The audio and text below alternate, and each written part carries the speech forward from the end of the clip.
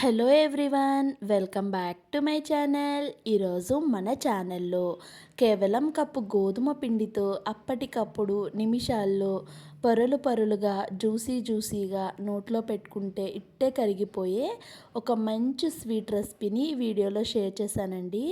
Recipe అయితే చాలా బాగుంటుంది, మైల్డ్ స్వీట్తో చాలా టేస్టీగా ఉంటుంది. ఇక రెసిపీ విధానంలోకి వెళ్ళిపోదామండి. దానికోసం నేను ఇక్కడ ఒక బౌల్ పెట్టుకుంటున్నాను. ఒక బౌల్ పెట్టుకొని ఒక చిన్న కప్పు మెజర్మెంట్తో ఒక కప్పు వరకు గోధుమ పిండి, అలానే హాఫ్ కప్పు వరకు మైదా పిండి వేసుకున్నాను. మీరు కావాలి అనుకుంటే 2 కప్పులు కూడా గోధుమ పిండితోనే చేసుకోవచ్చు. ఏదైనా స్వీట్లోకి కొంచెం సాల్ట్ వేసుకోవడం వల్ల టేస్ట్ అనేది బ్యాలెన్సింగ్గా ఉంటుంది. కొంచెం అంత నెయ్యిని కానీ నూనెని కానీ వేసుకొని మొత్తం కలిసేలాగా కలిపేసుకొని కొంచెం వాటర్ వేసుకుంటూ పిండిని రెగ్యులర్గా చపాతీ పిండిని ఎలా కలుపుకుంటామో అలా కలిపేసుకొని మూత పెట్టి పక్కన పెట్టుకోవాలి. ఇప్పుడు స్టవ్ వెలిగించి ఒక పాన్ పెట్టుకొని మనం ఏ కప్పుతో అయితే గోధుమ పిండి ఇంకా మైదా పిండి తీసుకున్నామో 2 కప్పులు తీసుకున్నాం కాబట్టి ఒక కప్పు పంచదార, అలానే ఒక కప్పు నీళ్లు వేసుకోవాలి. వేసుకొని పంచదార మొత్తాన్ని కరిగించుకోవాలి. ఇక్కడ పంచదార మనకి ఎటువంటి పాకం రావాల్సిన పని లేదు. పంచదార మొత్తం ఇలా కరిగిన తర్వాత దాంట్లోకి ఒక 2 యాలకుల వరకు వేసుకున్నానండి. యాలకులు వేసి ఒక 2 నిమిషాలు మరిగిన తర్వాత మనం పాకాన్ని టచ్ చేస్తే లైట్గా తీగ ఫామ్ అయితే సరిపోతుందండి. మనకి పర్ఫెక్ట్గా పాకం అనేది వచ్చేసినట్టే. ఇప్పుడు స్టవ్ ఆఫ్ చేసి పాకాన్ని పక్కన పెట్టుకొని ముందుగా నానబెట్టుకున్న చపాతీ పిండిని ఒక్కసారి కలుపుకోవాలి. కలుపుకొని మనం రెగ్యులర్గా ఎలా అయితే ఉండలు చేసుకుంటామో అలానే చిన్న ఉండల్లా అయితే ప్రిపేర్ చేసుకోవాలి. ఇక్కడ నేను తీసుకున్న క్వాంటిటీకి నాకు ఇవైతే అయ్యాయండి. ఇప్పుడు ఇక్కడ కింద ఫ్లోర్ మీద కొంచెం అంత పొడి పిండిని వేసుకుంటూ మనకి ఎంత వీలైతే అంత పల్చగా అయితే చపాతీని ఒత్తుకోవాలి. పల్చగా ఒత్తుకోవటం వల్ల ఏంటంటే మనకి పొరలు అనేవి బాగా వస్తాయండి. చూడటానికి స్వీట్ అనేది చాలా బాగుంటుంది. చూడండి, మీకు ఎంత వీలైతే అంత పల్చగా అయితే చేసుకోవాలి. ఇక్కడ ఇదే ప్రాసెస్లో నేను మొత్తం చపాతీలన్నిటిని కూడా ప్రిపేర్ చేసుకున్నాను. లాస్ట్ ఒక చపాతీ అయితే ఇక్కడ ఉంచుకొని దీనిపైన కొంచెం నెయ్యిని కానీ నూనెని కానీ అప్లై చేసుకోవాలి. బాగా అప్లై చేసుకోవాలండి. అప్లై చేసుకున్న తర్వాత కొంచెం పొడి పిండిని ఇలా స్ప్రింకిల్ చేసుకోవాలి. ఇలా స్ప్రింకిల్ చేసిన తర్వాత దీనిపైన మరొక చపాతీని అయితే వేసుకోవాలి. చూడండి, వేసుకొని దానిపైన కూడా మళ్ళీ కొంచెం అంత నెయ్యిని కానీ నూనెని కానీ మీకు ఏది వీలుంటే అది రాసుకోవచ్చండి. నేనైతే నెయ్యినే రాస్తున్నాను. మీరు కావాలి అనుకుంటే నూనెనైనా రాసుకోవచ్చు. ఇప్పుడు కొంచెం అంతా మళ్ళీ పొడి పిండిని స్ప్రింకిల్ చేసుకొని మళ్ళీ చపాతీ వేసుకోవాలి.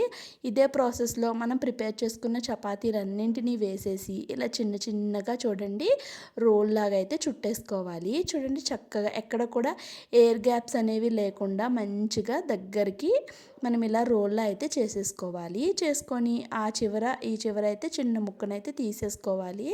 చూడండి, లేయర్స్ అనేవి చాలా వచ్చాయండి. నేను పల్చగా చేశాను కాబట్టి ఇక్కడ మీకు చూపిస్తాను. చూడండి ఎన్ని లేయర్స్ అయితే వచ్చాయో, చాలా అందంగా ఉన్నాయి కదా. ఇప్పుడు వాటిని ఇలా ప్రెస్ చేసుకోవాలి చేత్తో.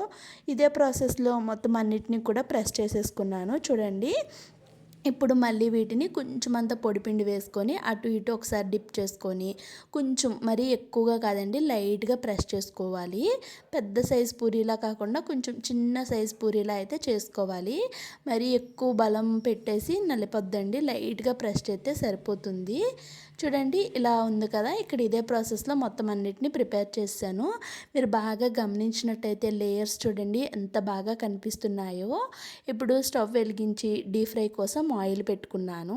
ఆయిల్ బాగా హీట్ అవ్వాలండి. ఆయిల్ బాగా హీట్ అయితేనే మనకి పూరి ఆ వేడి ఆయిల్ వేస్తే పొరలు అనేవి చక్కగా విచ్చుకుంటాయి. చూడండి, వేడి నూనెని ఆ పూరి పైన వేస్తే మనకి పొరలు అనేవి ఆటోమేటిక్గా విడిపోతాయండి. లేయర్స్ అన్నీ కూడాను చాలా చక్కగా విడిపోతాయి. ఇప్పుడు అటు ఇటు కూడా మంచి గోల్డెన్ బ్రౌన్ కలర్ వచ్చే వరకు ఈ పూరీని అయితే ఫ్రై చేసుకోవాలి. చూడండి, మంచి గోల్డెన్ కలర్ వచ్చింది కదా. ఇప్పుడు దీన్ని అయితే ఆయిల్లో నుంచి బయటకు తీసేసుకుంటున్నాను.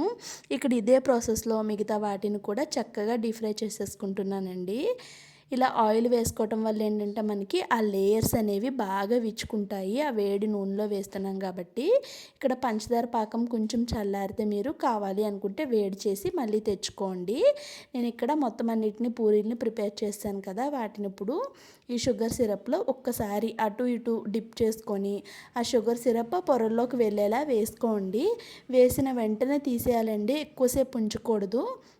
అప్పుడే మనకి స్వీట్ అనేది కరకరలాడుతూ జ్యూసీగా ఉంటుంది.